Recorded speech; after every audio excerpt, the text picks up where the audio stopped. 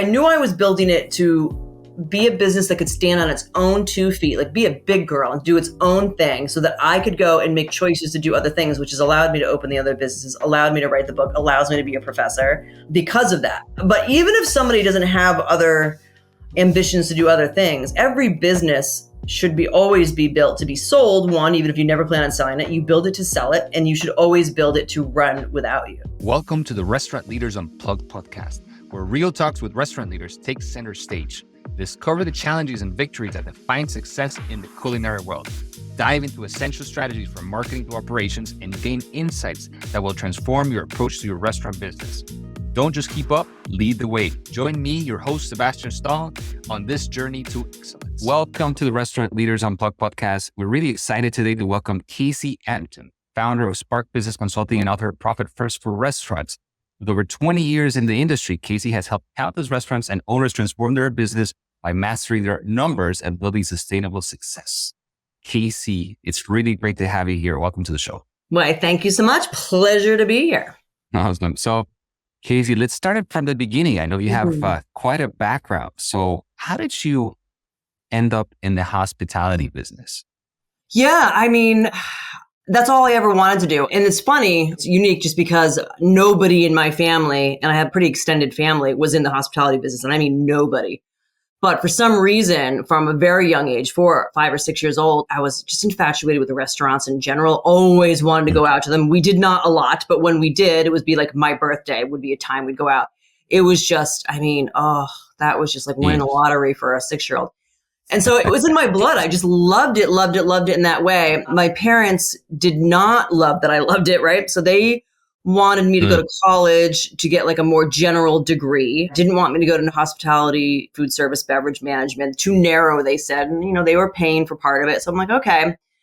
So I went to URI and I got a degree in communications and marketing. But the minute I graduated, I went and got a job at the Chart House. I don't know if you're familiar. So it's still around. They're just smaller now. And that is a chain of high-end steakhouses. And at the time, so this was in like 1996. At the time, they had the leading management training program. It was called CHAMP. It stood for Chart House Administrative Management Program. And you had to apply. You had to like pay a fee to get into this. They had to accept you. It was like a big deal to be accepted to become one of their managers. I mean, I don't think you see that anymore. But at the time, it was a big deal. So I got in, I was accepted, and then they move you to any one of their chart houses. And I was hoping I'd travel because they had a bunch in Hawaii, California, Vail. Like I wanted to go, but they put me in Boston and I was already at URI. So I'm like, that wasn't too far. But I landed in Boston and learned everything there is to know about restaurants, corporate restaurants, really. And then once I had a day off, which was pretty rare, I started touring the city and found all these amazing little boutique restaurants. So then I said, oh my God, there's a whole new world. I had no idea these little 5-star restaurants existed. So then I'd start visiting and I ended up transferring and being a general manager for those and eventually found partners, opened up a couple of our own. The rest is history. I just loved it. I still do love it. I just didn't stay in it because I got married, had my first child, and my partners and I were kind of all going in different paths in our life. And it just was a new chapter. So I ended up doing the next best thing, something that I got really good at. Totally relate to you. Kind of the same thing happened to me. Got out of it because marriage, kids, and it's just staying on with that lifestyle. It's just so. Yeah. So how did you make the transition? So that's restaurant operations and everything. And then you started really getting some more interest into finance and all of these things as it relates to restaurants. So how did you get interested in that? And you moved over to found Spark Consulting. Yeah. So when I sold the restaurant, so it was like August of 2006, I sold our last restaurant. And then I thought I'd be a stay-at-home mom for about 4 seconds. Did not last. That was the hardest thing I'd ever done. I couldn't do it. I was like, all right, well, now what, Case? Because all I had known were restaurants for the previous almost 20 years. It's all I had been doing. Yeah. And I knew I couldn't go back into it industry the way I had been in it. So I took an inventory of my skill set. And really what I got really good at that would be transferable to maybe another type of job or industry was the numbers. So I had to get really, really good at following the dollar, which is really like the bookkeeping, accounting, and analyzing of the financials. I had to do that in order to keep my restaurant alive long enough so that we were able to sell it rather than just close it. So I got really, really, really good at understanding financial. So I thought, well, there's my skill set. Maybe I can bring this to somebody else. So I called up, some chefs that were opening restaurants that I knew at the time and said, hey, I'm thinking of doing some bookkeeping, accounting. Would you? And they're like, oh, yeah. So I got a couple little restaurants. And then from there, and that was easy. I could do that in my sleep, right? And then from there, everyone had like a girlfriend that was an interior designer who sucked at money. Hey, do you think you can help her? She's terrible. And then a general contractor who never paid his bills on time or couldn't collect money. And then I'm like, all right, well, I've never been in those industries, but I'll talk to them. And then what I found out is I met with all these small business owners across many, many industries that the same math works anywhere you go. It's like 2 + 2 = 4 or 2 - 2 = 0, more likely, is anywhere I went. And so I'm like, oh, okay. And so that's how Spark was born. It's just the skill set that I derived out of necessity for my restaurant ended up translating to exactly what small businesses need across them all. So I'd say that we grew really fast at Spark, probably 100 clients in the first 4 or 5 years, which was large for a bookkeeping company, right? So I think 3 or 4 full-time employees, about 100 clients. So I had this front row seat, right? I had this bird's eye view of what was going on in all these different businesses. So I learned really quickly, like what were some really good decisions and good things to do and what not to do. What I saw owners doing that were just tanking their businesses. So that's kind of where the consulting came from, is because I was able to see how people were operating in all different manners and put it together and be like, okay, now I can really help these businesses because I've seen both sides of it and I've felt it too. I've lived it. And then came Profit First, kind of toward the end of that. Right. So, because you're talking about everything, your bird's eye view of looking at everything that the restaurant owners were doing, what are some of these challenges? I mean, we're speaking to an audience here of restaurant owners. So what are the challenges that you constantly see, that you saw back then, that you still see now, that restaurant owners face when it comes to managing their finances?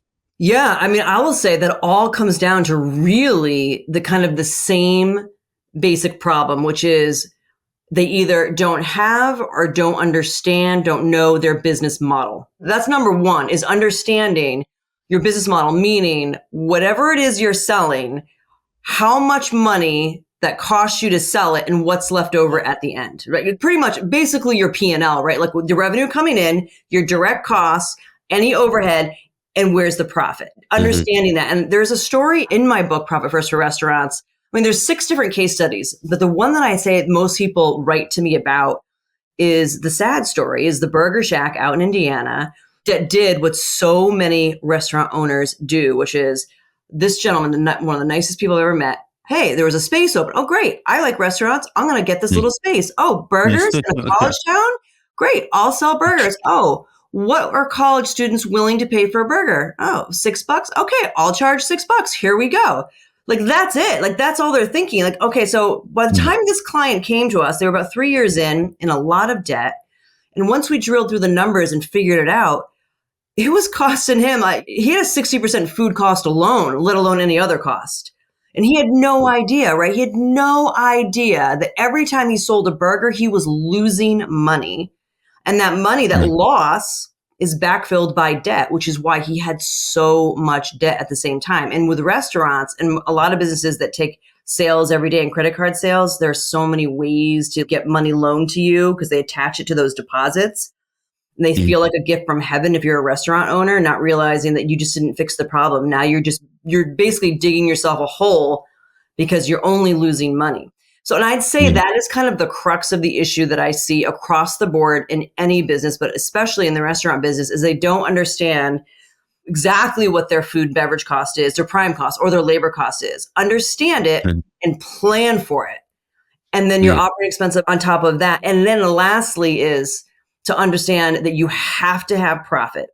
That profit is not a dirty word. It's not greed. It's not a bragging point or an ego stroke. Profit is an absolute necessity just for your business to survive. You have to have it. It covers so many things that a business needs. And I would say that at that time, I had almost 200 clients. Nobody understood profit. Not one of my clients understood profit in the way that it's a choice that you make. Profit is something that you should take. It's a choice, and it's money in a bank account that you can point to that's nicknamed, labeled profit. Oh, there's my profit.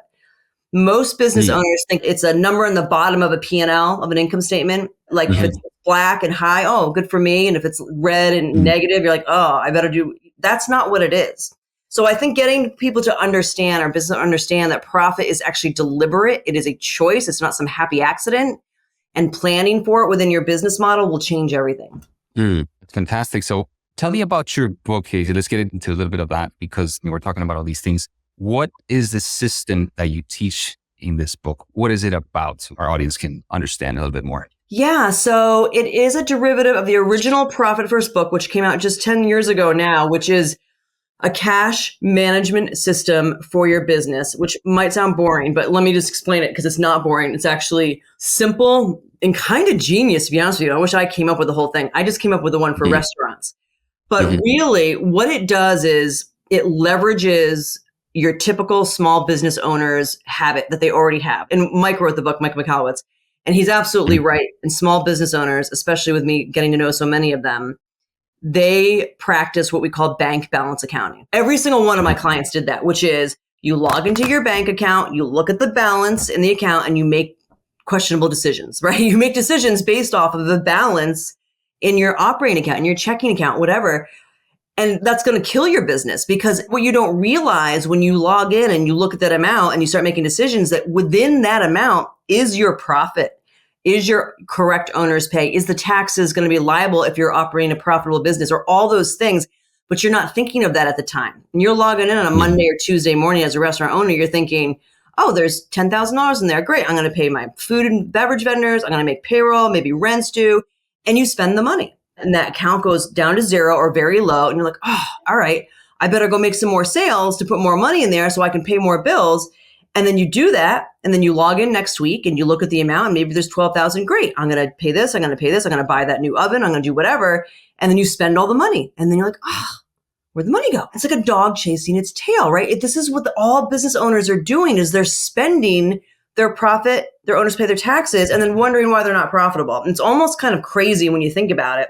So with Profit First, especially with Profit First for restaurants, we're going to leverage that because I couldn't break anybody of that bank balance accounting habit. There's no way. I tried for years. Actually, it didn't work. Hey, don't look at your bank account balance. Look at my P&L and then make decisions. Just not going to do that. So instead, for restaurants, I have you open up several bank accounts and nickname them, meaning you're giving every bank account a job. So here's how it works. We have an income account. That's where all of your sales, all your revenue gets deposited. Just think of a big pile of money. Pretend like everybody paid you in cash. You're just piling it up into that account. Then you're going to have your prime cost account. So you'll have a food and beverage account, a checking account, and then a payroll checking account. So what you do is from that income account, if you say or believe that you have a 30% food and beverage cost, then you're going to transfer 30% of what you see in that big income account to the food and beverage account. And then it's the same for payroll. If you believe you have a 30%, 31, 32, whatever it is, whatever percent it is for labor, you're going to make that transfer. So now the income account goes down and you've populated your food and beverage account and your labor account. And now you have living, breathing budgets, right? Now you know what you have available to pay your food and beverage and to pay your payroll for that period. You have it because the money's there. And then you make the other transfers to profit, owners pay owners taxes, and OpEx. That's operating expenses. That's one of the bigger amounts, but that's what you have available to make those, what I say, questionable decisions about, oh, I'm going to paint the bathrooms. I'm going to buy the oven or the lowboy or whatever it is. You're able to make that based off of what's left in the OpEx, not that big, huge income account where it's just kind of bloated and you think that you're rolling the dough because you're not. We gave every dollar a job by sending it to the account that it's used for. And when you do that, you just built a business model and you just leveraged bank balance accounting. Because now when you log in and then you make those transfers, now you can make all the great decisions you want. And the other thing I love about it is if you do all those allocations, like I said, and then you go to sit down and pay your food and beverage vendors and you pay them, you realize there's not enough money in that account to pay them. Well, then guess what? You're not running a 30% food and beverage costs. So here's the thing. Wouldn't you rather know that immediately and make some adjustments, menu prices, portion sizes, whatever it is? Wouldn't you rather know that immediately rather than wait to the month's close? The bookkeeper does the books, you make a meeting with your accountant, you sit down, you review, and then go, oh my God, I'm running a 32%, which could be what? 1, 2, 3, 6 months later, if ever. Now you know it Mhm. immediately. And the same with the payroll. Same with the payroll. If you don't have enough to cover your payroll, guess Yeah. what? You're not running your percentage payroll. And now you can make Yeah. those choices to fix it. That's fantastic. So, Kasey, why do you think restaurant owners avoid that? Listen, I experienced that when I opened my first restaurant and I was doing the same thing. It's like whatever is there on the account, that's what we have to pay. And I wasn't doing this. Yeah. And why do you think is so prevalent that there's like a avoidance of wanting to look at the reality? That is very true. There is a huge avoidance. I would say though, I've been doing this for a while now. So I would say it's one, it's not even an avoidance. It's that they didn't know that a better way existed. So that's Mm. number one. And here's the thing. I'd say of the 60 plus restaurant clients that I have right now, just restaurants, about half, maybe a little more than half are doing the profit first, as I mentioned, and are literally killing it, are doing great. And even during COVID, all of those restaurants thrived while others weren't, who were Mm. doing that because they had it all dialed in. My other half, or a little less than half, are not, for whatever reason, as much as they know about profit first, as much as I've spoken to them ad nauseum about it, they, like you had just mentioned, oh, that sounds good. Maybe next year, maybe next time, maybe. Like that's what I get all the time. And I just want to bang my head against a brick wall. I don't understand why they do it. I think there is simply just a fear that Mhm. it's going to put a mirror up to their face and they're going to realize that maybe their model's broken. Maybe there isn't enough money. And then I think they'll take that very personally. Maybe they're a failure. And none of that is true, but I have a feeling that that's where that comes from. Yeah, I agree with you. I think it's fear. In Yeah. my case, I did a little bit of introspection to see what would happen. It's just fear, looking at things as they are. Because it's just, when you see that pile, like, I'm good. And it just makes you feel better, right? But then Yes. when you really go into the details, like where you really are standing can be scary because you're going to make some decisions that you were probably avoiding making as well, like firing people, having to Yes. do all these Oh, different yeah. things that you just don't want to deal with. 100%. Yes, that's exactly what happens. Yeah. It's interesting that you just said that because I think it brought me back to, I've had the same conversation more than once, but recently I had a conversation with someone, their payroll was 45% or something ridiculous. And so I was like, all right, let's dive in. Let's go through everybody. Let's see who's there and what's Mm. happening. And then they just didn't want to let anybody go. But it was all emotional. It was just like, well, if we get busier, I'll Yeah. really need this Your Yeah. business not emotional. Your business doesn't care. Here's what's available. Make this work or don't, but know the consequence. Mhm. That's so important. And anyways, I can relate to that for sure. Made some changes since then, but that's what we see as well. Yeah. So, Kasey, you talk about in your book about dialing in on expenses to find hidden money. Can you share some practical examples of how restaurant owners can uncover and eliminate unnecessary costs? Sure can. This is one of my favorite exercises. It's so simple, but it reaps such huge benefits. So in the book, I talk about if you have, what you should have as a business, a profit and loss detail report, right? So that is the listing of all of the transactions that make up, let's say, your dues and subscriptions, your office supplies, your direct operating, things like that. So you actually get to see the charges, the checks, whatever behind those numbers. So if you can print up that report, and any software should have that. I would do it for about 3 months because doing it longer than that would be a lot of pages. And I like to do this by hand. You could do it on a screen, certainly. I like to print it off. So I'll export it to Excel, print it off, grab a highlighter. And then I start just going through every single line item. And I think like, okay, do I really need this? Can I pause this for a while? Can I delete this? Whatever it is. So here's what I'm finding when I have clients finally willing to go look in the mirror and go do this is a lot of Amazon charges that probably have nothing to do with the restaurant because they're all on the same account. And it's just easier to use the credit card for the restaurant credit card than just to do your personal credit card. I get it. And this is not in any way some type of ethical thing. I don't care what you do.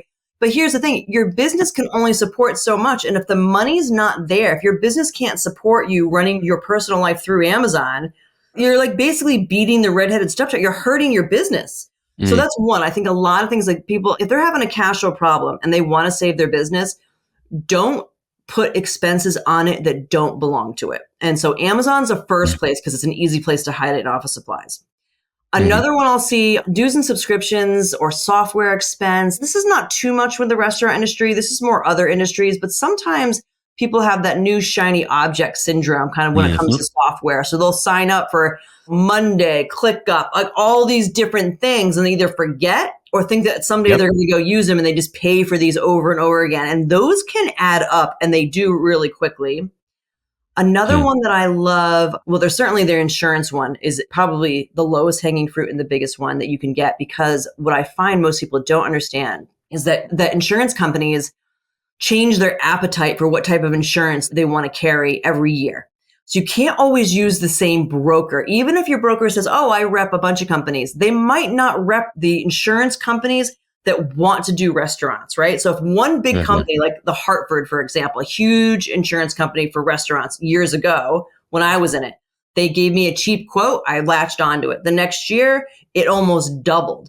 Because probably what happened is the Hartford had a ton of claims by restaurants. They're like, restaurants suck. We don't want them anymore. So now they're going to raise their fees because they don't want you anymore. But there's Safety or whatever down the street. Another insurance company says, oh, we'd love to get into the restaurant game. Here's your quote. And it could be half the price.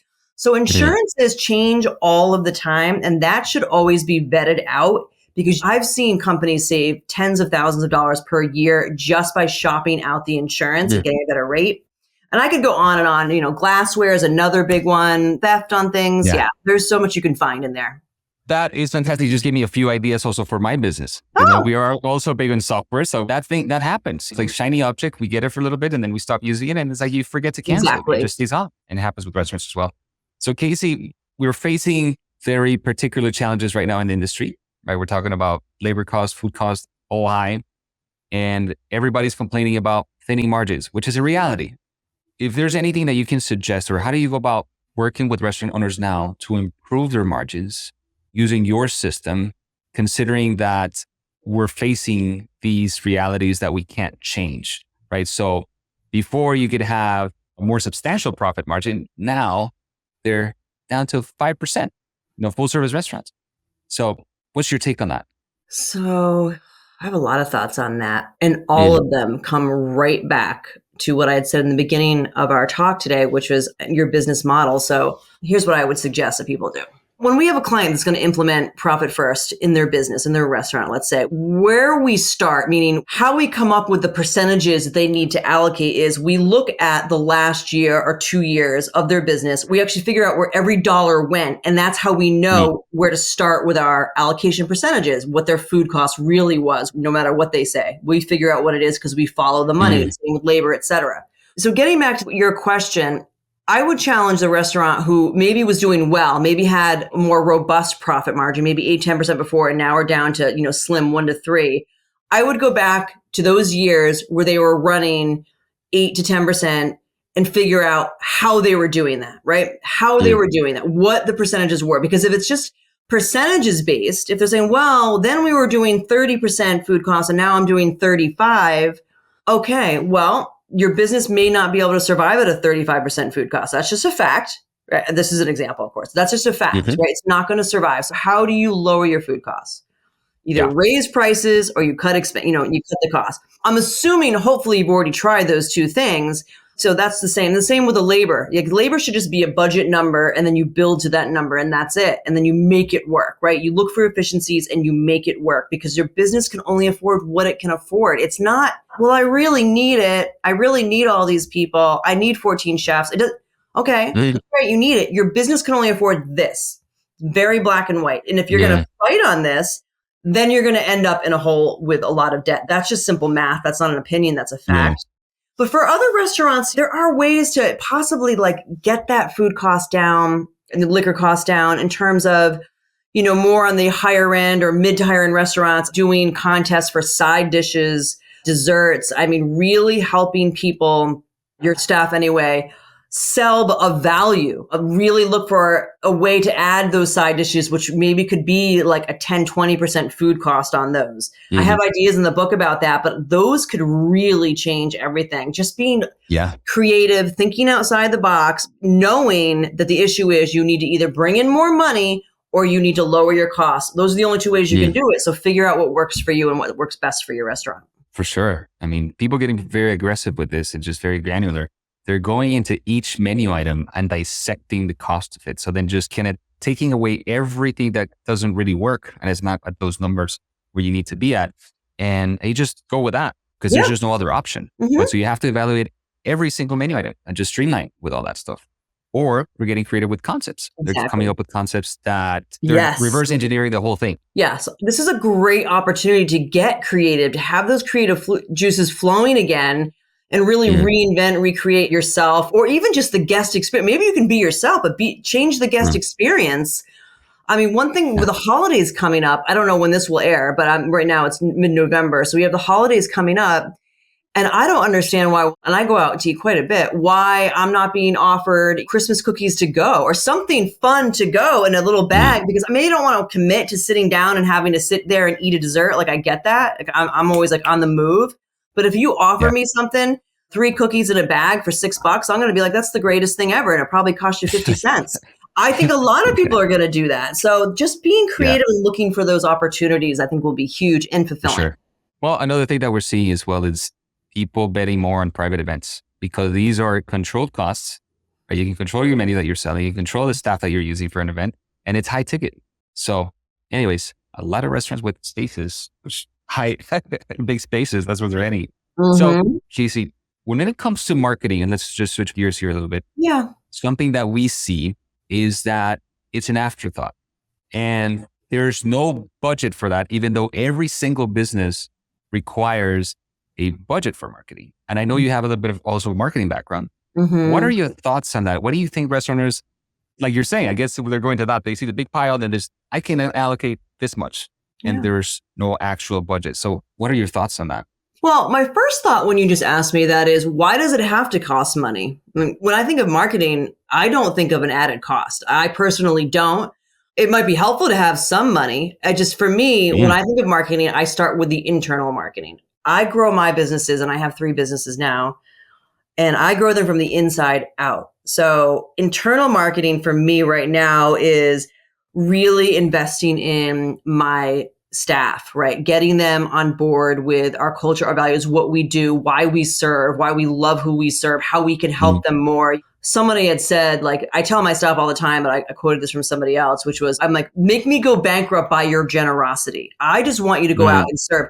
And that doesn't necessarily have to cost money. That's me just spending one-on-one time, group time with my staff. So in a restaurant, it could be your daily huddle, your pre-shift, where you're really just investing in connecting with and getting everyone on board with providing the most amazing customer experience. So that's number one, just the internal part of it, because that will absolutely grow tentacles and translate out into more butts in seats, which is what we're getting at, right? So that's number one. That's the internal, and I always start there. Another thing I would do that also costs almost nothing, which is the illustrious comment card, which I get so much mixed feedback on that. I think it's hilarious because the comment card for the listeners is really, I mean, if you can do it, you could probably do it on a screen, but I don't even know what that looks like. So for me, it's an actual something I print in-house on like a heavy stock paper where you can collect the customer's name, address, email, whatever you want from the customer. Whenever I had those filled out, and I knew this in the restaurant, it was like one of those completed was gold. It was worth hundreds, if not thousands of dollars to me. And I knew that just by looking at it. And my staff used to think I was nuts. Like, whatever, Kasey, it's somebody's address. No. I can get this person to come back in now. I can do this no matter what happened. And all it is, it could be just a phone call. That costs nothing. It could be writing them a letter. That costs me the stamp and the paper that it's on. And there's just so much you can do. And a lot of it could just be through a text and a phone call these days, email as well, personalized in a way that you know they want to receive it, and you get them to come back in. So again, that's almost no cost marketing. And it's just like getting across that you truly care about them. You were grateful they came in. You want them to come back. Hey, look what we have now. And so, the sky's the limit when it comes to gathering this information from your customers and then using that information to create an amazing experience for them that they'll want to come back in, that they will have this red carpet treatment, and that they're going to tell all of their friends and keep coming back. Right. That's great insight, Kasey. Thank you for sharing that. So, Kasey, moving now to a little bit talking about your consulting business. Could you share a success story where implementing the Profit First system led to a significant turnaround for a restaurant client? Oh my God. Yeah. Oh, which one should I start with? I have a couple. I'm trying to think of the one. Okay. So a turnaround story, I'll probably use, I will use the one in New York. So this was a large Irish bar in New York. And when they came to us, they had a huge payroll. I think there was like 8 people that got together to open this bar. So and I think 2 of the 8 actually maybe worked in the bar. I use the word lightly. The other ones didn't. They were just investors, but they were all on payroll for some decent sized salaries. And their food costs also was out of whack and things like that. So they were hemorrhaging money. They weren't busy at all. The regular Profit First years ago came to us saying, hey, can you fix us? So when we dug in there, that's what we discovered, first of all, and got them on board with, which was their payroll was like 48% or something. This can't happen. We went through it. We realized that every single person that ever ate there basically was on payroll is what it seemed like. And we had to just explain to them, like, your business can't afford, either you keep these people on payroll and then you fire every other employee, including your kitchen front of the house staff, and then you guys can run it. They all had full-time jobs. It's not going to happen. Or it's one or the other. The business doesn't have it. So we got them on board with that. And so instead, but they're like, well, why would we put money in if we're not going to get something back? No, I hear you. That's fine. But the way you pay back any debt, any investor, the only way you can do that is through profit. So we just said, listen, instead, you're going to get paid back. You're still going to be paid by this company as long as it's profitable, because then we know that this restaurant can actually pay you back. If it's not profitable, it can't. So instead, they would get profit distributions. And then with the Profit First system, it designs a way, like I had said, where we're putting profit aside in a bank account named profit. We build that up over a quarter. And at the end of the quarter, we take that money out and then we divvy it up among the investors. And then that's what the business can afford to pay you back. And it was very little at first. So I'm sure they weren't thrilled. But now the business could run because the money was actually pumping through the business, right? So their cash flow was going through because their payroll came back down. And the investors still got paid out little by slow. But now I think they're paid off because we did it the right way through profit is how you pay back debt. So that's probably one. And they really went from like being about over $500,000 in debt, I would say at the time, not knowing what was going on, just taking paychecks and thinking that, oh, we had a busy Saturday, this should be okay, but not really understanding that it wasn't. But when we have a system for the money, they understood it. It's visual. They can see it. When we turned it around. So I'd say at the time, 3 years into Profit First, this one, because it's in the book, I think that their debt was cut in half, if not almost all gone. And they were at like a 20% profit margin. Because when you implement the system and you have less money for things, you automatically look to be efficient. You just look to be creative and look for efficiencies. And when you automatically do that because you have to, your business will it'll just explode because of it. It just becomes a better business. So that's one. The other one I'd like to mention is a caterer who came to us right before he even opened, which I love. Now, we can't always get to people before they actually open, and that's okay. But when we can, it's beautiful because this caterer started us right from day one doing Profit First. And I have to say, he went from $0 on day one, the first year, over 2 million, second year, about 4.5 million. And and I'd say the profit margin is about 25% after he pays himself. Like this place he is printing money, and it's because of profit. He'd be the first one to say that too. I'm always recommending him out first. He would say it because it's just giving every dollar a job and using it how it's supposed to be used rather than that big account and just like, here, everybody have some, changes the game. Those are some great stories. Thank you for sharing that, Kasey. And so let's switch gears to talk about leadership, because for you to be able to implement all these systems, of course, you can do it as an owner and all that stuff, but leadership will tie into every decision and everything that you implement in a restaurant or any business. So I know you get a team, you call them Sparkles, which is a nice name. Yeah. So I think that speaks to your leadership styles. How do you foster a positive and productive work environment? And what advice would you have for restaurant owners aiming to build a cohesive team? Well, for me, it's just being extremely authentic and making sure that my place of business is a safe place and that everybody can bring their comments, questions, feedback, concerns, ideas, and they will absolutely be heard. And a lot of them will be vetted. Not all of them, but a lot of them will be like, oh, this is a great idea. Let's do it. And I actually think that probably ties back to something that I have learned about myself and was surprised that not everybody thinks this way, is that it never ever occurred to me that I was supposed to be the smartest one in the room. Like that never even occurred. That never occurred to me. I'm thinking I have a skill set, maybe one or two, and I was going to find people way smarter than me to do the other stuff that I either didn't want to do or I just wasn't good at. And that's how I built my business. And it's probably why it's one of the biggest bookkeeping and accounting firms in the US, is just because I kept hiring people to do the things that I knew I wasn't good at, who are smarter than me. That's what I've always done. And I would say that would be true in a lot of areas when it comes to restaurants and other businesses. And I find that odd because in all of the conferences that I had been going to these last few years, especially ones that were for like coaches, consultants, things, most people don't think that way. And I couldn't understand it, but it's just, I think it's like an insecurity or something. And I get that. I can be very insecure about things. There's no doubt about that. But this was just, it's my business no matter what. I own 100% of it. So there's not really an insecurity in that. It just made more sense for me to listen to others, bring in smarter people, and then we all rise together and we will all do better. And that is exactly what happened. And to me, that came naturally. I don't think that comes naturally to everybody. But if you just think that way, and in a restaurant, if you just hiring, the way you hire, how you hire, who you hire, and then the training beyond that is so critically important. And so I would definitely put a lot of thought into creating a system that finds you the 5-star employee, the ones that will stay, everything is aligned, and just stick to that. And then also the minute you know that somebody is not aligning, you got to do it. You have to do it because it's never going to get better. It'll never get better. That's so true. So I think what you're talking about is humility. I think in a way, just recognizing where you're at, what you're good at, what you aren't, and then being able to find the people that are good at what you can't do great. So for sure. But in the other side of it that you just mentioned is, give you an example. When I first started out with opening a restaurant, I had this chef and I was afraid of letting go of this guy. And I was afraid, even though he was costing me a bunch of money, we couldn't afford him anymore.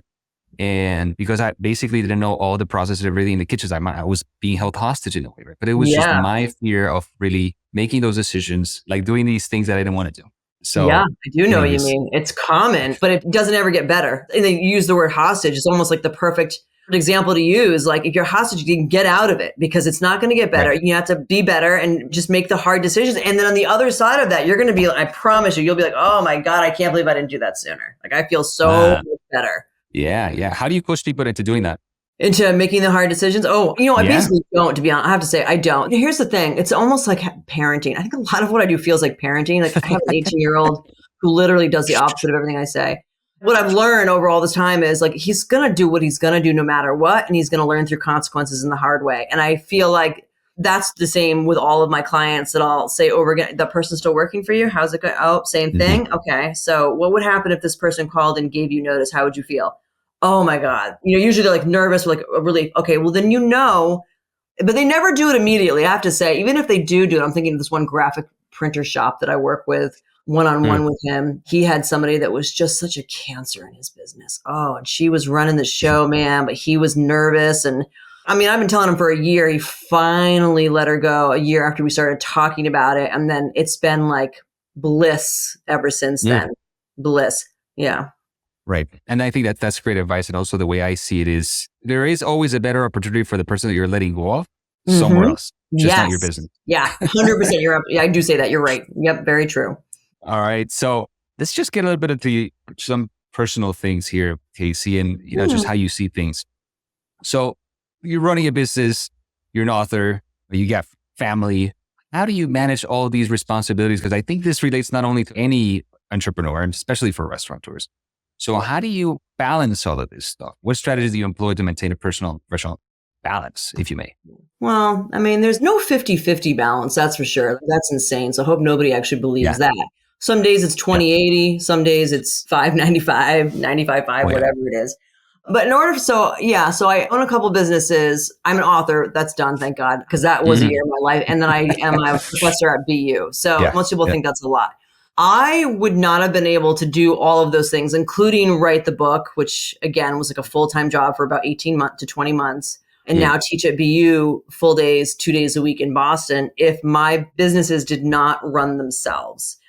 And they do. But I have always built my businesses to run without me. I don't think there is any other way to build a business. I don't understand why anybody would ever build a business that hinges on them. That's, to me, feels like handcuffs and like shackles. So from day one, and I learned this from the restaurants. I learned this from the restaurant business. From day one, when I built Spark, I built it immediately knowing that I was the chess player and not the chess piece. Right. So I would be hiring the chess pieces and I would move things around. And I just kept building on that till eventually systems come into play, right? So I'm building the systems, and sometimes I hire smarter people to help me build them. I build the systems because I want the business to run in my likeness, what I would be proud of.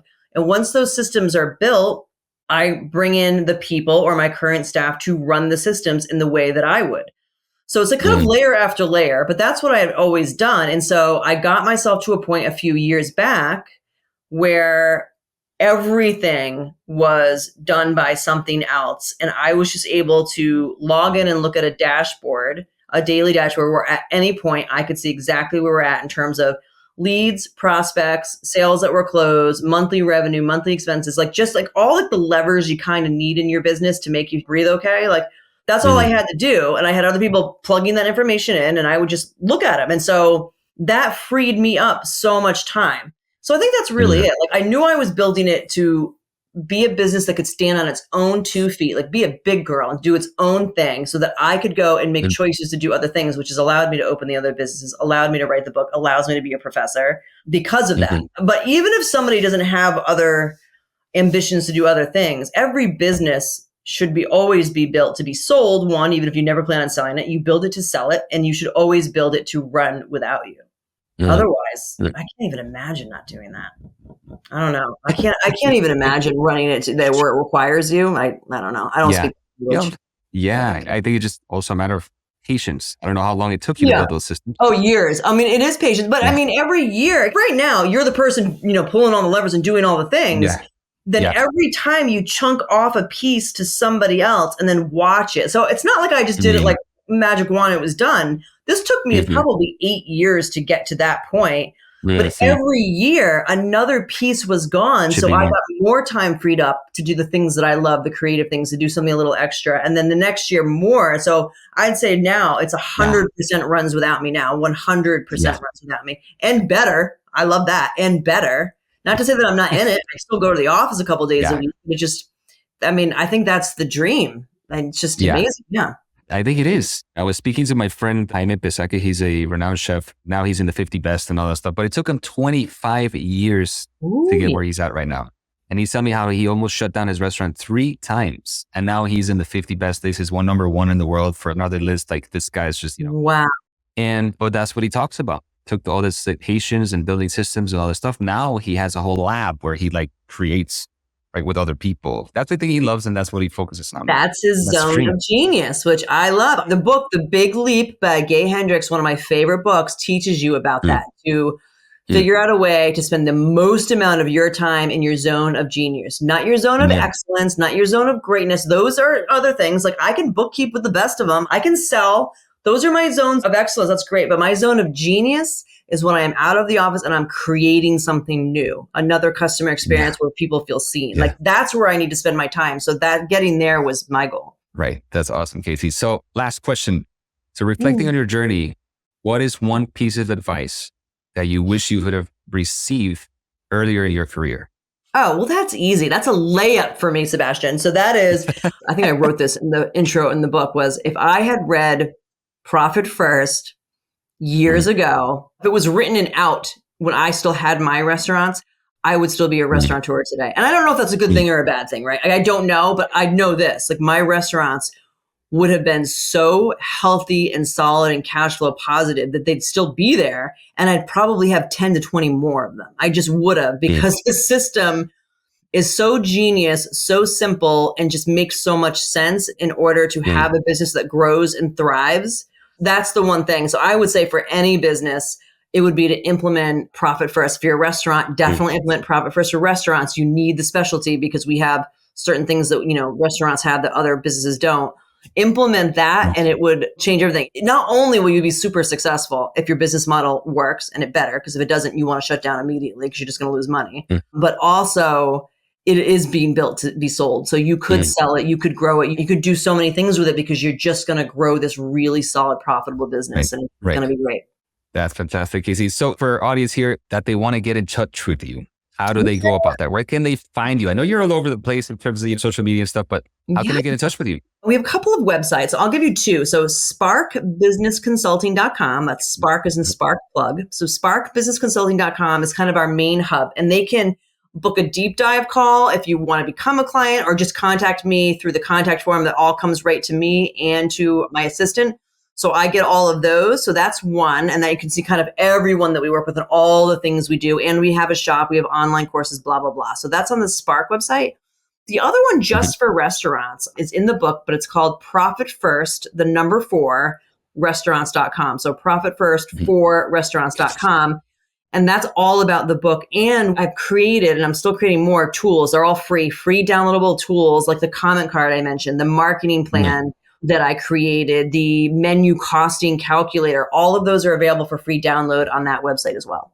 That's awesome, Kasey. Well, thank you so much for that. For everybody that's listening out there, just find Kasey online. And Please, she's got great resources. And then, man, if you're struggling with your restaurant, just talk to Kasey. She'll be able to help you out. Yep. So, love it. Kasey, thank you so much for your time. It's really been a pleasure speaking with you. And I hope to actually meet you in person at some point. We'll probably see each other at a conference. Yeah, I hope so. I'd love that. This was great. Thank you so much for having me. Thank you, Kasey. I really appreciate it.